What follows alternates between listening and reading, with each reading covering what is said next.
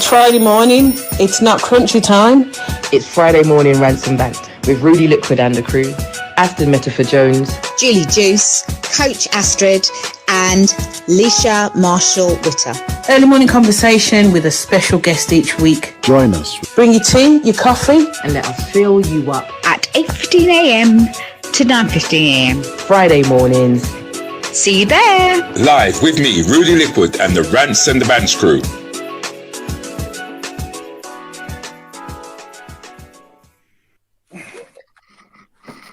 Good morning. Good morning, sir. How you doing? Morning. Oh, bless. Bless, man. Bless. morning blessings, everyone. I got my wheels back. And so we noticed. we couldn't help but notice how the wheels had come out, actually. Yeah, man. Beautiful. Yes, beautiful. Just means that you don't know how to drive. Keep curbing it like that. My wheels back. Wait, someone's got their phone on or something? But notice how the wheels had come out, actually. Yeah, man. Beautiful. Yes. Yeah, Just means that you don't know how to drive. Keep curbing it like that. My wheels back. Can you hear? Is that me or something feeding back? Someone's got loads of feedback. Loads of people. I've got Loads. nothing on. Okay, What are you pointing at me for? let's just try to establish who's got their right. Oh, has it gone? Yeah. Yes, Is it it's you, definitely- Rudy?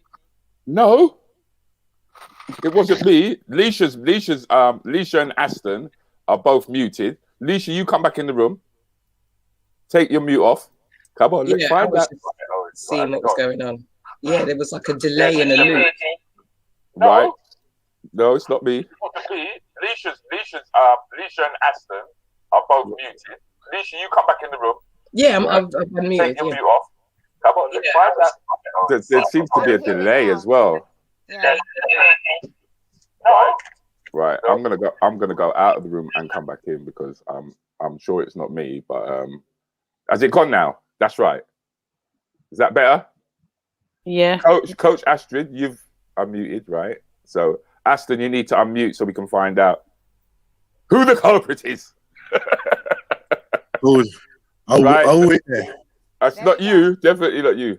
Well, good morning, people. My name's Rudi Lickwood. Thank you very much for joining us this morning on the Rants and the Bants crew.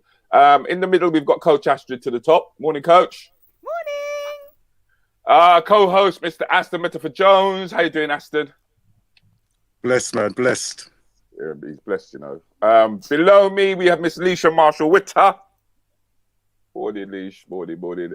And, of course, down to my far right, we have Julie Juice. Morning. Midlands in the building. Midlands in the building. Straight away, we've got Miss Dee Bailey jumping straight in to say good morning to us all. Good morning. Greetings. Good morning. Right. How you doing, Madam D. Madam D, son of Carla, Madam D. And Paul Walsh is in the room. How you doing, Paul? Good morning, Paul. Oh, Morning, Paul. Hey. We haven't seen this gentleman for quite a while. And also Keith Brundy's in the room. How you doing, Keith? Hi, Keith. I remember there was a few things that Keith wanted to bring up when we were last on, if I remember correctly. We didn't ignore you, my friends. We didn't ignore you. It's just that the conversation was moving the way that it was, so we went along with it. But it's good to have you here. But this morning it's Andropause.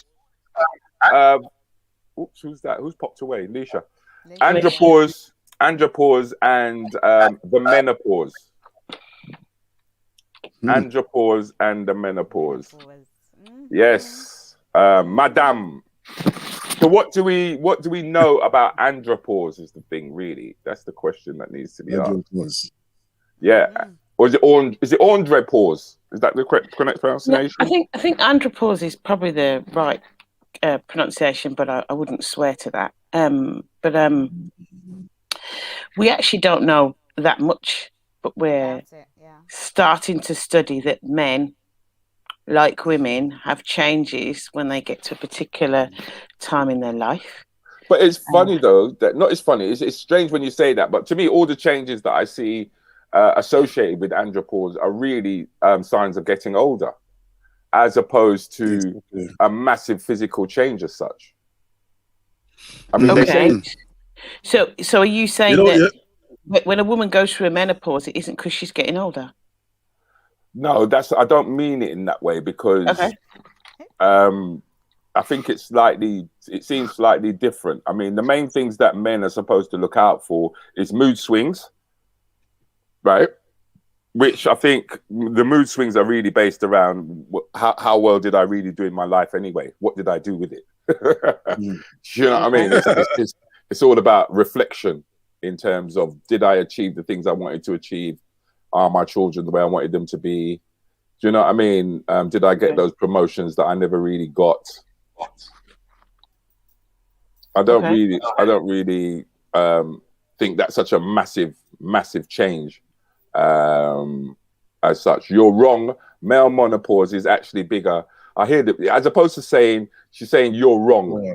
Menopause is actually bigger than the female menopause, just not discussed for acknowledged or acknowledged. Correct. That's you're correct. Wrong. You're wrong. The way it goes, you're wrong. It's like saying, well, I'm right. I'm right. You're wrong. Hold on. Yeah. Button presser. I think she's a keyboard warrior myself. Morning, geese. Lisa, morning, darling. But it is something that does need to be acknowledged. Don't get me wrong. But it's also, over the years, right? Obviously, the rise and the acknowledgement of the homosexual side of life now has highlighted how some men are going through, because obviously they're more open about what they're feeling, how they've been with themselves. And I feel that that conversation now is becoming more public in that way of saying, like, although they do exhibit their ways of expression, right? But at the same time, it does expose a lot of things that has been hidden, mainly because of like society and the man must be the man, and the old values, and I'll call it old values because it is kind of draconian in that way, right? Is it draconian, or is it just a natural? It's more about evolvement than being draconian, because if we're going to say we were hunter gatherers to begin with, and females, have children, can they go out and hunt? Amazon. Amazon. No, you're talking about a village of women, right? I'm talking about an individual woman who was flown over from the Caribbean, all of a sudden finding herself without her extended family, having to survive. All I'm saying.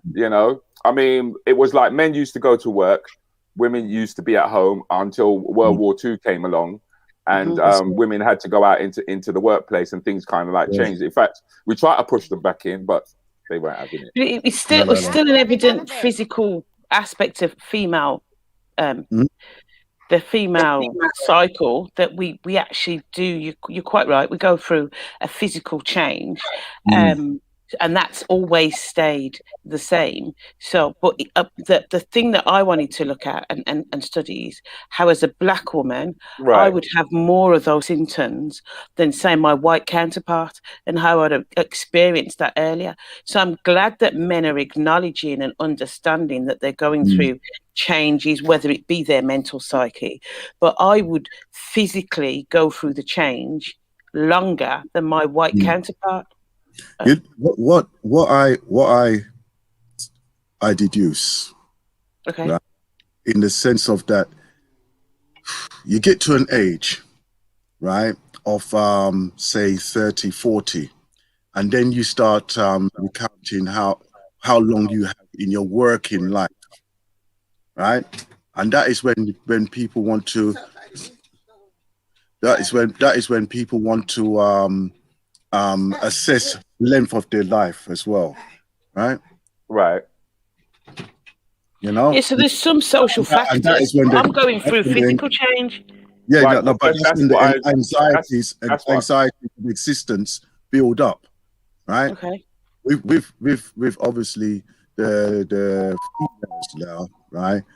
I see it as that, you know, the productive process, right? In the sense of that, a lot of women obviously have that natural urge to reproduce, and then when they get to a certain age, they say, "Oh, I'm going to be too old now.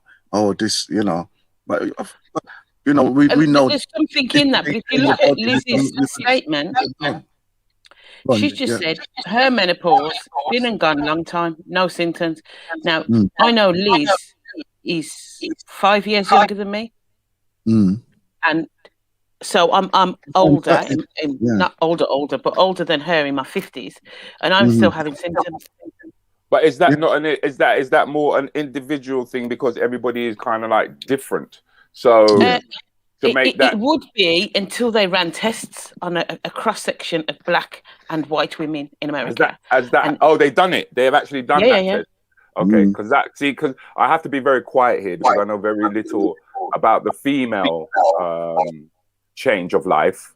Yeah, but because we were cross-referencing it alongside men, I've seen that the symptoms here that I'm getting, like depression, is another one that steps in for men. But then at the same time, I would still assume that would be for the females as well. Being very emotive. Yeah. Good morning, Headaches. Carl. Good morning, Carl. Yeah, they're talking about irritability. That's another thing. Yeah.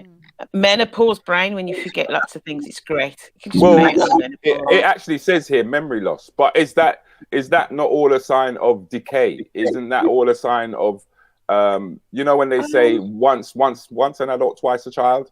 Kind of like thing. The fact that everything is going in reversal. So to say that men are going through that kind of change to me seems slightly different, because most nights when I'm in bed, all of a sudden I hear a fan goes on.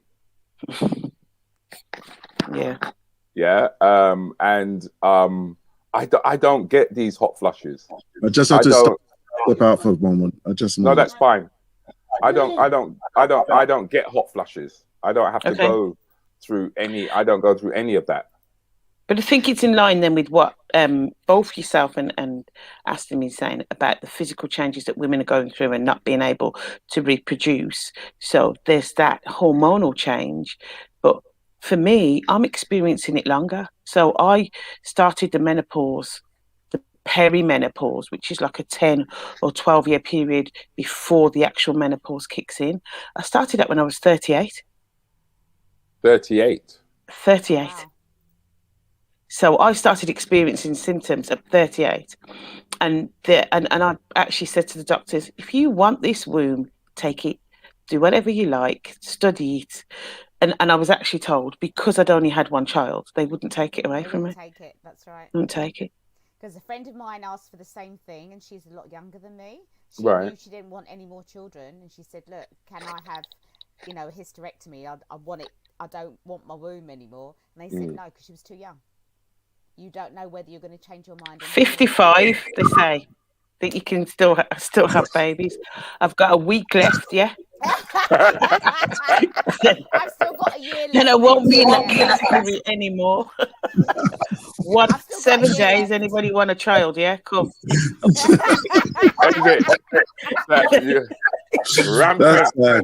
That reminds me of like when although you've explored that side of it, right? But I'm going to be the honest truth, right? We know that that's part of the genocidal program, which many have experienced. That they impose that on many of the women who were having births. You've had like 2-3 children now. You can have your tubes tied and or cut or whatever, and it doesn't sit well with me. But if you experience it really bad, symptoms of periods or sweats, and I mean, I've always, well, I don't anymore because I haven't had periods for a very long time, but when I was on menstrual cycles, I had periods for months, 2-3 months at a time. Very expensive. I don't think this is what I'm saying. I'm struggling with this comparison that we're trying to make between men and women. We are not the same. No. And to say that men have different experiences, I'm 100 in agreement with that. 100, because like I said, the signs that I've got here are mood swings, depression, irritability, memory loss, grumpy, muscle loss, grumpy, right? Shrinkage in terms of height, grumpy. Yeah, that's irritable, isn't it? Yeah, I like the word grumpy better though. Irritable sounds quite nice. Insomnia is another one. I mean, okay. I think I mean, at first I wouldn't have thought that or associated the fact that I do stay up late at night with insomnia. I thought it's just that I had things I wanted to do. I just carried on doing it. But it seems as though it falls in the line with insomnia. We don't need as much time to sleep anyway as we get older anyway. But some people, like yourself, night owls, don't probably sleep at all, and that is a symptom. So you've managed to manage. And that's what you do. You acknowledge that you're managing to manage. Well, I'm in total agreement with Keith Brandy here, because he says that the hot flushes in winter keeps your heating bills down. I love that. I love that. That's cold, man. Wow. That's cold. He's so right, though. He's so right. I mean, my wife turns into radiator woman is the best way to. Do you know what I mean? When I don't switch on, I don't have to. We didn't switch on the heat in around December time. Because she kept the whole bed warm. Do you know what I mean? But then there was the puddles to deal with afterwards because of the fan came on so much. Carl is actually saying Judy loves to be grumpy. Yeah, you wait till I come over to Newport. Yeah, I'll show you grumpy. Yeah, yes, I am. You're in trouble, Carl. Yeah, grumpy's not part of my makeup, to be fair. Okay. It's not part of my makeup, but there are other symptoms that I've had, definitely, and hot flushes for me intermittently have been awful. The thing is, right, being an admirer of Queen Afua, and she does the female cleanse, right, or the womb rejuvenation. Okay. Right? So, you know, in that way, I mean, like a lot of the things that you're describing there, and like what I've gathered from her teachings or her protocol, right, is really just toxicity in the body. Yes. You know, and you know, it could just be, I mean, like as you alluded to earlier on, right, that it could be that, you know, you go through a lot of anxiety, you know, being a black woman in certain societies, right? And then it's just a build up of that probably could bring on these symptoms, right? So in that test, in that survey, they try to see systemic racism and other stressors, factors were part of that, but because I think how they put it down is that we're so used to it that we don't see it as an issue. So even though it's a factor, they couldn't say it's because black women experience more oppression. So it makes their mental state more unstable, which is almost a shame, because in actual fact we've become so in tune to being discriminated that we see as the normal way of life. So we wouldn't say, after experiencing it for say 20-30 years, oh yes, actually being discriminated against contributed to me being more stressed, so therefore I experience more of the symptoms of the menopause. Yeah. I mean, like, kind of know that. I think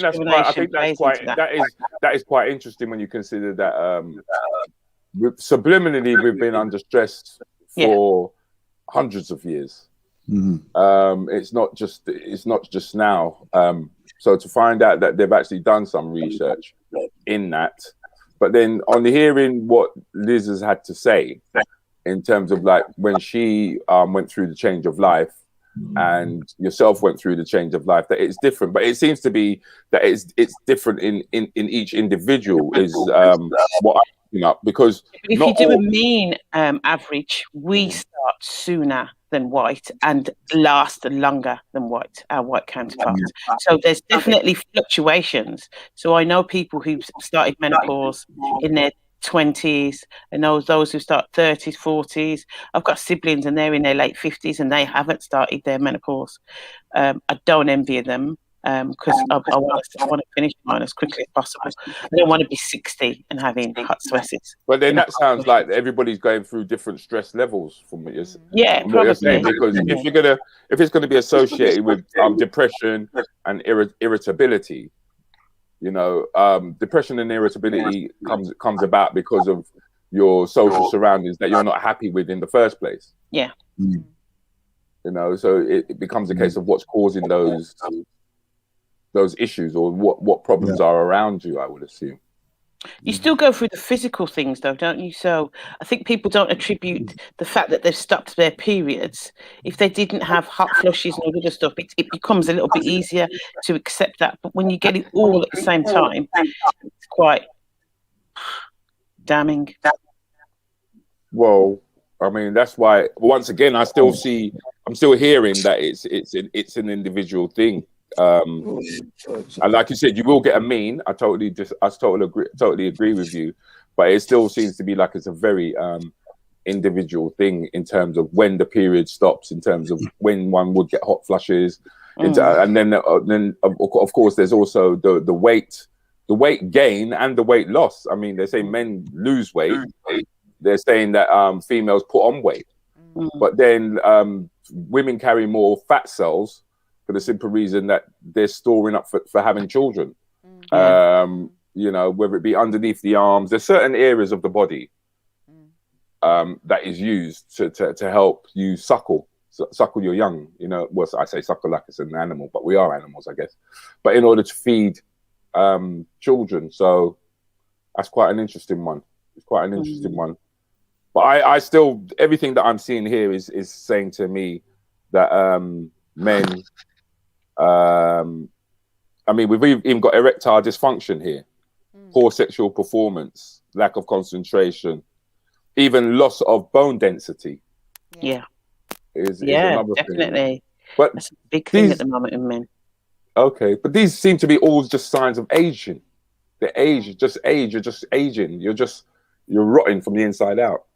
So does that mean it needs to be acceptable that we're just rotting? Because you see some people who were very mature. I've seen like 80-year-old women who go for marathon runs and stuff, you know, and they don't look, they don't look, you know, they don't look as old as saying.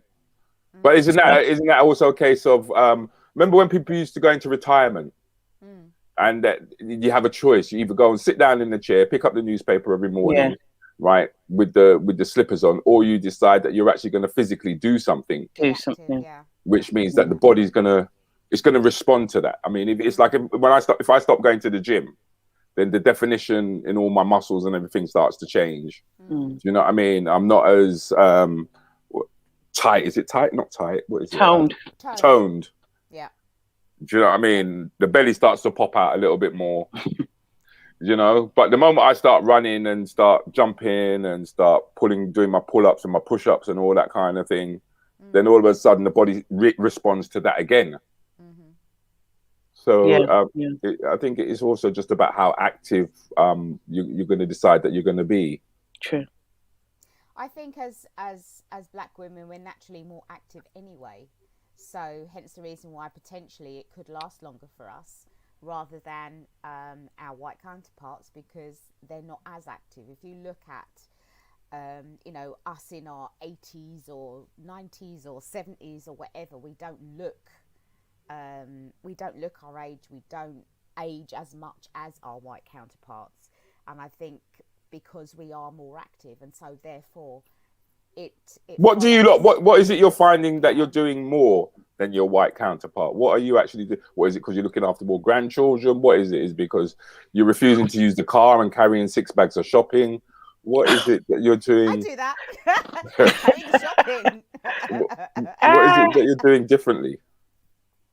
I've not really thought about that actually by I've not comparison. thought about it either. I thought it was actually. I know that I will be Yeah, sorry, Lescha. exercise, but forever until I can't do it anymore. Yeah, but isn't that's part of your lifestyle, yeah, isn't it? Exactly. I think lifestyle has got something to do with it. I don't know if it's down to exercise per se, because I don't see many black people in the gym.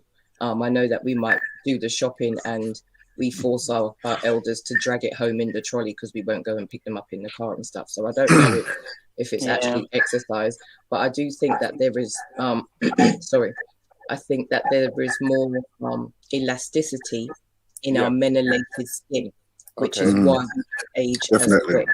So I think it sounds weird, but maybe the darker brown you are is the fact that you look healthier for longer. And I'm just looking at my own family. That's good. Because one side of my family is very fair skinned, the other side is very dark skinned. They're similar ages, but I can definitely see that the lighter skinned people who have more of a mixed blood look slightly older than my darker skinned family, who are pure bloods, if you want, or purer. In that sense, not as mixed. True blood. It's got something to do with the actual. Yeah, but any blood running through anyone's system is true blood, I would assume. Yeah, I'm just saying, but they're not as mixed as in the other side. One side of my family is Scottish, German, and Jamaican, and the other side is predominantly Bajan. I've definitely got Scottish. Yeah, but it's not your great grandma who was white or your great granddad. It's that close in my family. It's only a couple of generations away in regards to the whiteness side of my family. Yeah. Whereas on the dad's side, they are Bajan. There are very few white people that actually, or lighter skinned black people on that side of the family. They're more direct descendant from Africa. They can track their lineage a lot easier than my Jamaican side, because we go all over Europe and then to India and then somewhere else because black man wanted to spread his seed far and wide. And also come one. Yeah, but my great grandma was married and had children for a German man who was in the forces, who was in the war. So that's where the whiteness. And my surname, as you can see, well, not on the screen, but Witter, Witter, is German. It's pronounced Witter. But then the thing is, if we do a cultural comparison, like between the African and the Asian, Asians tend to age a lot sooner. Most of them are lighter, though, aren't they? And some of them are lighter, but then I just find that as a race of people, they tend to age a lot sooner than we do. Yeah, as Africans. So I guess, like you're saying, the different cultures age at different times, and I'm only going to something to do with the food we eat.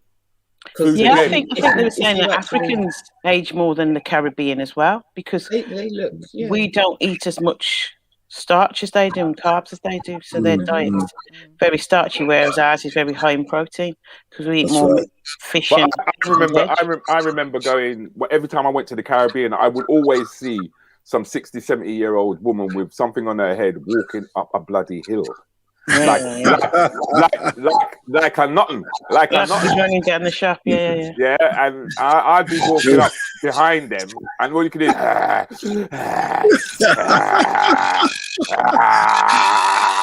and they are just physically fit. Bury me rag. Yeah. They are physically fit. Physically fit.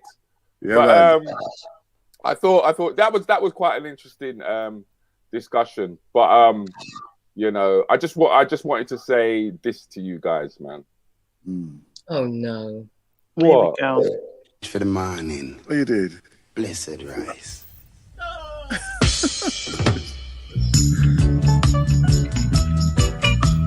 Good morning. Good morning. Yes, man, I had to say good morning to everybody. I had to say good morning to everybody. That's how I'm saying. Good morning. That's how we do it. You were steering me. I was just like, oh, what is he going to play? It could be anything. No, you don't know me. You don't know me, man. I'm not out to throw anyone. But it's all about the kids. It's all about the children. The children. Yes. The children. It's all about the children. And there was a very young man, interesting man that we popped across this morning. Well, not much. We were talking about yesterday, and I thought it'd be interesting to hear him. Thank you for having me. I am here to speak to you about the importance and benefits of reading. I personally read every day. Come on now. I absolutely love the adventure of reading. I will stand before you and speak with confidence and not be afraid. Reading every day has made me smarter.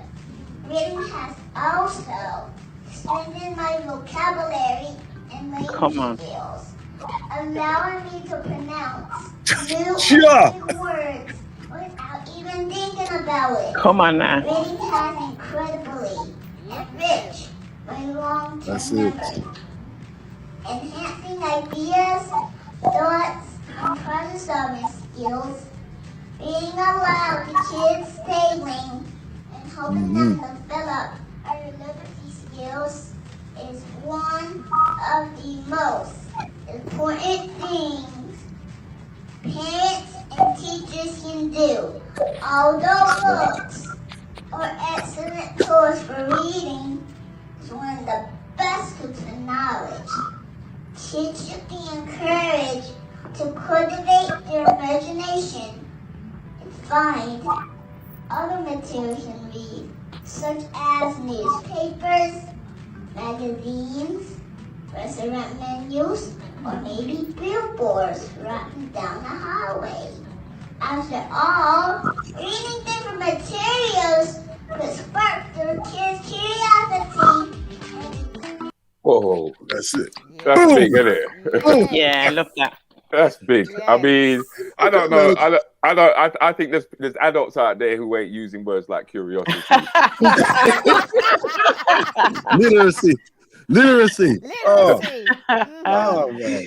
It actually brought back a really endearing moment. My daughter was about 2.5, maybe 3, and she was at my mum's house. And I think I've shared it before, but she actually said to my niece, who was probably 1.5, "I'm not going to tolerate this despicable behavior anymore."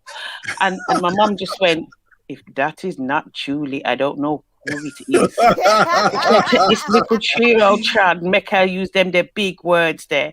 And then when my daughter was 15, she went to college, and the teacher says to her, "Oh, well, how did you find it?" She said, "Actually, I found it quite patronizing. I found her quite patronizing." And the teacher turned around and said to my daughter, "Oh, what does that mean? What does that mean?" She said, "Exactly that, miss. Very condescending, because you think I don't know what the word means." And then she used another word, and the teacher just had to shut up, because actually the vocabulary, as he said, it's extensive. Why are we making our children frightened of the words? Yeah, exactly. I was endeared by that. That was like that. Very uplifting. Yeah. Very uplifting to hear someone so young speak so eloquently. The essence of what I see there is just a catalyst of what is the possibilities of that young person. Do we all have to start speaking big words now to make sound that we're...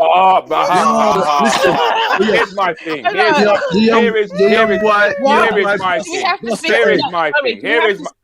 my thing on this. Here is my thing on this. Is that the moment... Sorry, excuse me.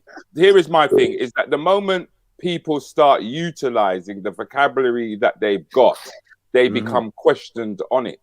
Yes. As opposed to just accepting it as a norm. Because it's almost like we coexist with two different realms of reality. There's the reality when you step into the house. There's the reality when you step onto the street. So when you step onto the street, there's a different language. Or should I say, especially when we started turning into our teenage life, we had codes and different wordings that we were going to use, which meant that we kind of steered away from the kind of language that we would use, i.e., in the workplace or in certain social gatherings. So I don't see these as I personally I don't see these as big words. No, I see them more as I see this more as a way of a better descriptive way of explaining what you have to say. Yep. Yeah, I think we do get questioned about it, but I don't think we get questioned by any particular people. I think they're all like, I was questioned growing up by my black peers, by the vocabulary that I used. And then now in my later life, I'm questioned by my white peers by the vocabulary that I use, but I've never changed the vocabulary that I use. So I actually get white colleagues saying to me, "Oh, you sound extremely educated," and I said, "Not only is that a fact, but also I use extensive vocabulary. So I don't know why you would question me around my education as to why I speak the way I speak." But that sounds more like stereotyping than it does. Of course, it is. Than it does anything else, because the moment that I found that I started moving around the realms of middle class white people. Right, this is just the language that they know. This is just the way that they naturally speak. Yeah, and then our thing was, well, we're of Caribbean origin or African origin, and so we are talk. So we mix up the word them, and so we mix and blend them, and so we talk with this kind of a like rhythm, you know. And then they wanted to be us, and we wanted to be them. Oh yes, definitely. Speaky spokey. Yeah, I mean, when I didn't, sometimes I couldn't recognize my mum when the phone first came into the house. Hello. Wow. I was calling the Lickwood residence. How may I be of service to you today? Yeah, you see what I mean? All of a sudden, not the yard, you know, just up say yard and residence. You know? Do you know, do any of you remember Hyacinth Bucket? Hyacinth. Okay. She's the white version of my auntie. Yeah, that is literally my grandma even looked like her at one point. They were even dressed the same. Yeah. They both lived in bungalows. Their houses were even decorated very, very similarly. And so the lazy Susans come out, and the doilies, and the. You know what? That's the first thing that came to my head when you said that. You know, when Lescha started making the description, and just as you were saying doily, that's the first thing that popped in my head. Doilies. Did you have the ones that your mum crocheted, or did you have the lace ones that your mother went out and bought? The plastic ones. Crocheted ones. Crocheted ones. My auntie had the lace ones, and she still has this Rodin crop casserole set and a massive silverware that comes out when we have to go to my auntie's house for recitals. Nice. But in saying that though, my grandma came here as a youngster in her early 20s from Jamaica, and she became the head supervisor communications liaison for British Telecom and worked in their head office in Holborn. And she was the only black or person of color woman in that position at the time because of her speaky spokiness. So I refuse to have anybody tell me that I should not speak proper when I need to speak proper, because it opens doors. Yeah, simple as. And I think that again, I've had the same thing. Where were you educated? Oh, you don't sound like, you know, were you born here? All that kind of malarkey.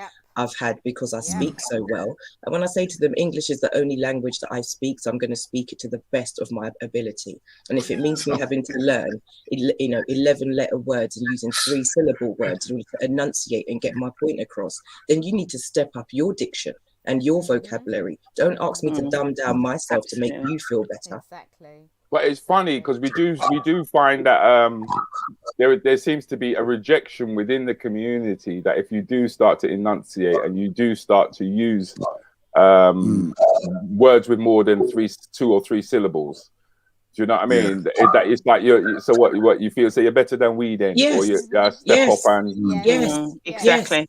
Big and bold, yes, with my chest. You know why I say that? Because unless we step up and actually start believing in ourselves in that way, we're ever going to be the crab in the barrel.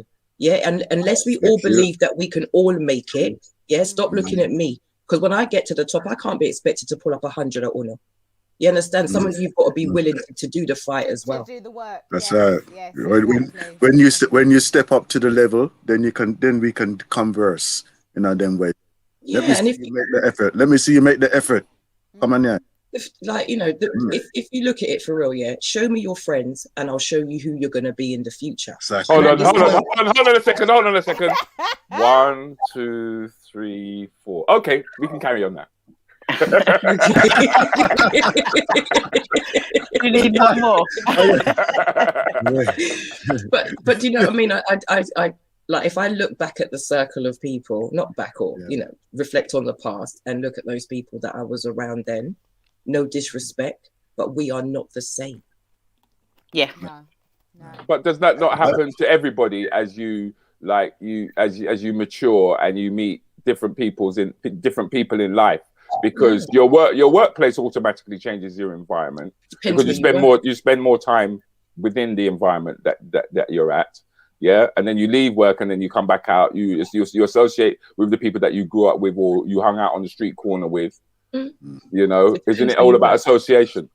It really does depend where you work. I mean, at one point, I moved out of London as a youngster, like 19, 20, and lived and worked in Hertfordshire and Bedfordshire. So therefore, I became a real minority.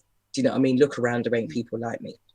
There might be one Asian man just to fulfill the quota. But then I went in search of where the black people worked because I actually was like, well, we've all got jobs. Do you know what I mean? So where do we actually work? And I only found 2 places or 3 places: probation, social, NHS. So when I actually discovered where these black women were, for example, and the language that was being used behind closed doors compared to what was being used in public, I actually found it a tad uncomfortable. You found it uncomfortable? I actually found, because there was a level of, we were here before you kind of thing. You're the new person, so we're going to speak to you a certain way. You're going to have to infiltrate our clique to become one of us. And it's just like, I'm just a black woman. Why can't that just be part of the clique? Once again, I do find that in most in most organizations, there's always a clique of some sort that one is trying to break into, whether it be the corporate world, whether it be, doesn't matter what world, there's always a clique. And it's that, and I don't put that so much down to color, I just put that down to the way that people socially behave. But yeah, I think there was a general atmosphere in that particular environment though, and it was like I said, it was uncomfortable. There was a way that some of those women spoke to each other and spoke to myself that kind of made me go, hang on a minute, if this was somebody of a different color speaking to us like this, we wouldn't accept it. But then that's, once again, that's the cultural norms that we can associate with in terms of how we behave as African Caribbeans when we're amongst ourselves. And that's why we always talk about, once you go into the workplace, you need the culture outside, and then you conform to the culture that you go into, which is the workplace, because each workplace has its own culture. I also think it's important now, as the young man said, about making our children not frightened of learning the vocabulary that's available to everyone, not just to people of any particular colour or any particular class. It's there to be utilised. And so if there's currently an advert, isn't there, about a young boy who was struggling to spell, to read, so his mum got him to read recipes, that's right, yes. That's really good. Well, I like that. He also mentioned billboards. Yeah. You know what I mean? I remember when my daughters were growing up, because we used to have stairs. Yeah, I used to put cards on each step because they used to have to crawl up. They used to have to crawl up. So as they're crawling up, they're seeing these words and they're seeing these images, and you know, it was a great time for me actually, because I brought my daughters up until once they started to go junior school and stuff like that. And then secondary school, they're off by themselves. But that whole reading thing, once again, I think it's just the process of how you decide you're going to bring your children up. Are you going to have them sit in front of the TV, or are you going to be the one who's going to take out the cards and sit down and read with them? You know what I mean? I had a speaking spell. Does anyone remember that? Yeah, I remember the speaking spell. Yeah, I did. Oh man, I begged and I begged and I begged until they just caved in. But then they realised the benefit of that actual device. It was like the first mobile phone. It was, I loved it. I took it everywhere with me. And I must admit, I went to a private school for a short period of time. So we had smaller, I did live in Stonebridge at the time, so bit of that's that conflict, isn't it? Like coming out of Stonebridge and going to a private school and seeing people living in X amount of mansions and pulling up with chauffeurs. It was very bizarre. Anywho. Anyhow. Yeah, no. But we were encouraged to read a book a week, and we had library books in the classroom with us. Yeah. And it wasn't until I left there and we had to do an assessment. I started there at 9 and left there at 10, 11 to go to a normal state comprehensive school. But when I got to comprehensive school, my reading level was like 15, 16. So the books they were giving me to read in English. Yes, you drop right back. And then I hear what you're saying. And the thing is that schools were not prepared for children whose parents took the time out. Absolutely. To educate. I mean, I'm gonna show you guys something. This is my granddaughter. Okay. And she's with her dad at the moment. What is this word? Yes, well done. Daddy was the best.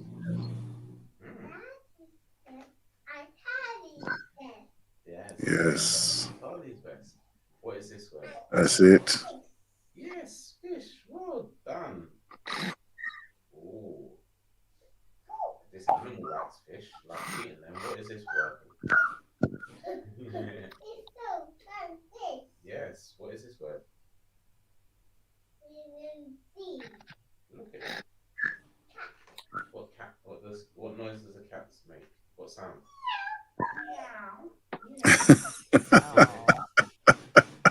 This word?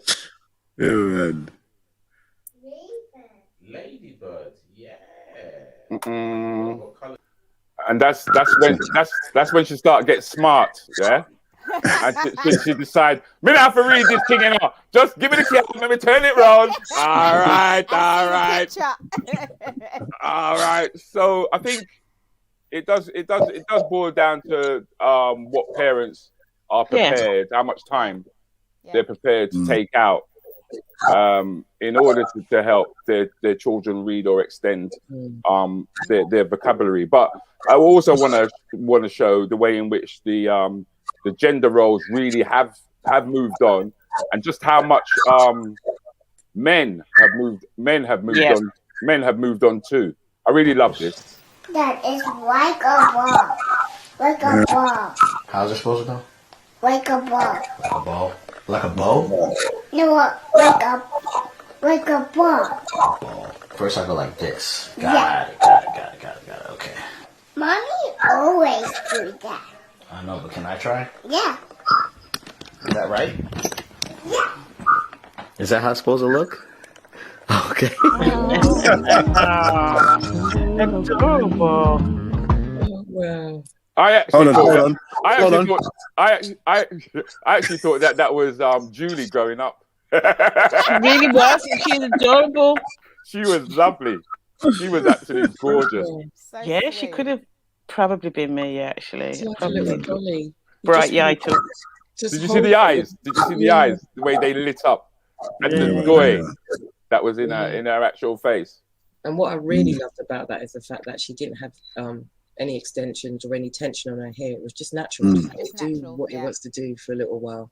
Only because I see so many little ones with plaits and stuff, and I think so much. Give their hair a chance. Well, the only thing I would say, it wasn't me, because I used to have them big old chunky plaits, and my mum used to comb my hair down. Just at that age, Mum, and put a ribbon in it at the top. So yeah, that was me. My mum couldn't cane her, and I had a head of hair, so she had to get very cane row wasn't fashionable when I was younger, to be fair. It was either put your hair in a ponytail, 2 plaits, or the big doo-doo plait and comb it down. No, but that's the quick route out. Come on, man. That's like, I haven't got much time. How long does it take to plait a hair? Come on. How long does it take to plait your hair? Depends on the size of the plaits. It doesn't take that long. I'm just saying that actually cane row wasn't that fashionable when I was growing up in primary school. With my first daughter, we used to have to hold her down to plait her hair. Lock her in between the legs and all them things there. Mine used to fall asleep. It was man. And it was always every Sunday evening where the hair would be done. For the week. You have to sit there Yeah. And that was the only time I could sit and watch the telly. So I used to have my hair straightened. I used to have my hair straightened with a pressing comb. Yeah, I remember that smell of hair getting burnt. Oh, God. The smell of earlobes. That's what I remember, the smell of earlobes. I was so lucky. My mum would not allow me to do any of that stuff. No, my mum used to do it for me. No, she wouldn't. No, she was a blow dryer. Literally, she goes, "That's the only heat your hair's getting." They call blow dry with an afro comb. No, we went for the proper frazzle. With that hot comb thing. Yeah. I think what it was is that my mum started to grow locks when I was quite young, and my dad too. Okay. So they never combed their hair. Although I did comb my hair, or they combed my hair, but it's because of the stigma at the time. And then when my brother came along, he noticed that they didn't comb their hair, so he grew his hair really long. And it wasn't until he got to primary school when he was like 6, and the other boys were saying that he's got hair like a girl. And then that's when he asked to cut it, because up until then, my mum and dad would never have cut his hair until he actually asked for it. Because I don't know if that's a myth. They say that sometimes boys speak, or they're... That's right. Don't cut it before they speak. Yeah, because they can hold them back. Don't cut their hair before they speak. Yeah. That's a thing in the country area. You don't cut their hair before they speak. Okay. See, because I mean, George is using the vernacular we made reference to. Brute them won't allow me in me grand brutes here now. Even though me on the 33 tree here, cut. Cuff. That's cuff in your head, isn't it? Yeah. Paraffin. Hot corn, warm up on the paraffin. You sound a bit older than me, Carl, because no, we used to have the gas stove. Is it the gas stove? No. It don't sound older. He sounds as though they were posh. That's what that sounds. Paraffin heater's not posh. The gas stove is posher. Do you think so? Yeah, well, yeah, paraffin heater, there's something that you have in there. Gas stove is the actual... My mum used to sit us by the cooker. Oh, my God. Yeah, I remember my sister. You're right, my sister used to sit down by the cooker. You're right. Yeah. Paraffin heater now. Paraffin heater. Everybody that went nursery school used to smell a paraffin. We always used to smell a paraffin. Had circles on the legs, didn't they? Didn't even know you were smelling a paraffin. You had to go down to the local shop and get a gallon of paraffin and walk along the street with it. No, we used to I can see them doing that now. It's amazing that we talk about our childhood the way that we do, and the way in which it reflects and has impinged on us, because the children today seem to be going through something slightly different. Yeah. This with my chest. I don't agree with boys not carrying knives. I believe that we live in a generation where you must learn to protect yourself and adapt with the times. We've had recent events where King Von got taken out because he went to go fight his ops with guns, with his fists, and it just didn't work out. At the end of the day, carrying knives is a lifestyle choice. When you're a part of the lifestyle, really about their life, you know what this shit entails. If you live by the sword, you're gonna die by the sword. And I don't want to get with a man who doesn't know how to defend me, because he can't defend himself and he keeps getting stabbed up every... That's quite a worrying clip that I showed there. What impressions do you guys get from that? Wait, knife and gun crime. You know what? Okay, we're back in the day. Things used to happen, but we all used to learn some kind of self-defense. It's confidence.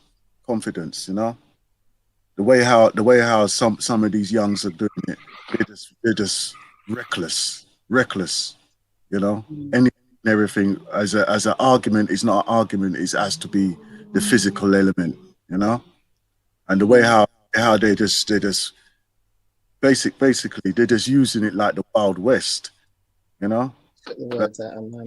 youngs, they don't even know how to handle some of their pieces, what they've got. It's crazy.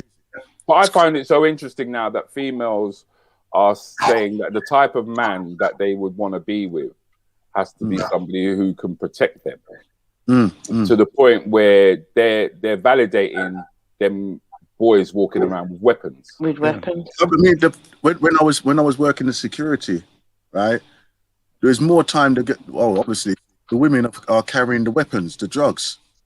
You know, the man with there, you because obviously the laws was you only can pat down the man, right, unless you got female security. And the amount of times that you would have to turn them away, right, because they've got weapons on them, they've got knives, they've got guns with them. You know, and it's more often than not. So, you know, but like after the amount of places I've been at where I'm the female security, so my queue of people I've got to search is massive because it's like all the women that are carrying, all of them. That's right. And the amount of drugs and knives and different things I would find on the women, and you see who they've come in with. So you know they're carrying for somebody else. That's right. That's right. You know? Or they send them ahead or something like that, you know? Yes. So what is that? Does that mean that it's the boys who are coercing or manipulating the girls to carry? We're working together. Back or then, is this? Yes. Back then, yes. Now they're working together. They're working together. I think it depends if you're part of that lifestyle, because nobody sitting on this panel at the moment looking at me would think that I did a stint inside. So I'm not saying that I agree with what that young lady was saying, but I was part of that back in the 90s. I did things. Do you know what I mean? People around me did things, and that's why, again, I said, show me your friends and I will show you your future. And it is about choice, isn't it? Because like for us, for myself in the Midlands, the whole thing around post Cold Wars and how intergenerations have suddenly taken it on, and they don't even know what they're doing. They don't know why they're doing it, but in actual fact, the whole thing about protecting yourself, being armed up and making sure that you're safe, this is what they're saying, is part of the norm. It's becoming standard. So and regardless, it's not just a colour thing now. It's not race. No, regardless, it's no. It's right across the board. It's what she said. It's someone who can defend her. Now, there are times that I've seen females or young girls put themselves in situations where they then need defending. So this is a proper strange cycle that we've been dealing with for quite some time. It's been going on for so many years. It's just the fact that now it seems to be the norm. Whereas back then it wasn't the norm. It would be one in however many, girls get caught doing whatever, or they're involved in whatever kind of lifestyle. I don't know if it's, I know it sounds really weird, but I don't know if it's something that we kind of look at as, I don't know, I don't want to debate anyone in that way, but I just think of Scarface and certain movies that certain people watched back then, and very heavily influenced by that lifestyle, the quickness and the speed of it. The person I was with, for example, that kind of wasn't the best at that time. His mantra was, I want to go down in a rain of bullets. I want there to be a police chase when it comes to my time, and I want it to be on the news like OJ and all this sort of stuff. Like, they're literally playing this stuff. It's like these computer games are now, the music and the computer games now are contributing to already what is going on in their minds. So they're now taking stuff they see of computer games, and they hear what people saying in these certain drill musics and certain things that are being said. And it's like, it's a lived experience. Are they talking about it as a lived experience, or did they do it? Or do you know what I mean? It's a lot. It is. Well, the thing is, at first, I mean, a lot of the rappers and what have you were glorifying gangsterism and stuff like that, and they weren't living the life initially, and then people began to live the life. When you start hearing certain man has got shot 11 times, he got bullet wounds and rear, and then they come out and they would then put it on a record, so to speak, which would obviously influence those below them. But I just found it very interesting to hear that young lady who was on a minute ago just felt during her teenage life that this is the norm for her. and the type of man that she would need if she is going to walk street. You know, that he's going to have to be able to defend her. He's going to have to be someone who's carrying a knife, because that's the way that it is for them now. Yeah. You know, it's a massive shift, isn't it, in what's seen as acceptable? Yeah, I mean, how do we, you know, because I do mentoring, so you do hear a lot of stuff. Children do disclose, and some of the ones that are not part of that, they're also scared. So then that's where the next cycle then kicks in, where they feel like they have to defend themselves as well, because they see things like that. If everyone kind of, I know it sounds really weird, everyone just put down the knives, there would actually be nothing to fear in that sense. You know what I mean? You wouldn't need to fear the person coming towards you, or the person walking behind you. And to me, they simply don't value life. I think that, again, I'm not blaming it just on computer games, but when you get 9 lives or 3 lives and you've got that little controller in your hand and someone pops off of you in one of them games, and then it says, oh, do you want to start from here again, or you need to start this level again? That's not real life, young people. Do you know what I mean? There is no restart. And it's not until someone is actually taken out close to them and then they realize they can't phone that person anymore. They can't go to that person's house. That person's not there. They're not at school.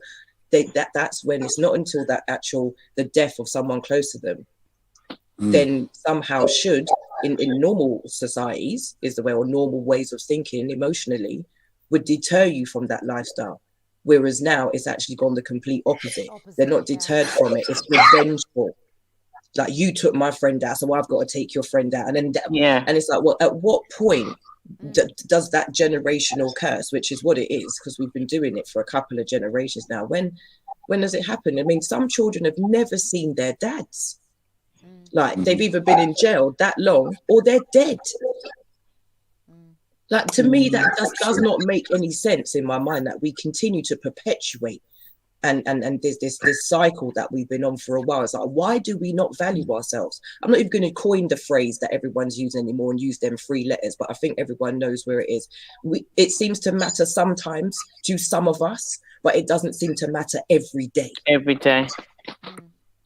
Well, I guess we're never going to be able to resolve that in a program like this. And I don't want to leave tonight, this morning anyway. I don't want to leave it on a downer. I came across bring something. That woman out again. No. No. I thought this was quite funny, actually. It was something that Aston. Okay. I think it was Aston. I'm out sunbathing in the garden yesterday, and I forgot to take my face mask off. I'm really not happy, guys. How am I meant to go to work like this? I mean, who sunbathes in a mask? No, come on. You know what it is, though? I actually watched the video closely. And it's fake. He sprayed his hair as well. Did he actually spray it? Yeah. He sprayed it on. I was like, I'm not saying it's not as good as your. It's not as good as yours, Lescha. Let me just check this again. Let me just check. I'm out sunbathing in the garden yesterday, and I forgot to take my face mask off. Oh yeah. I'm really not happy, guys. How am I meant to go to work like this? Okay. Because you know what? I'll be honest with you. I didn't look at it that closely, but it just caught my psyche straight away. I was on the floor busting up, man. I mean, that's what I was just, because he was like, "How can you go to work like that?" I'm just like, just put the mask back on.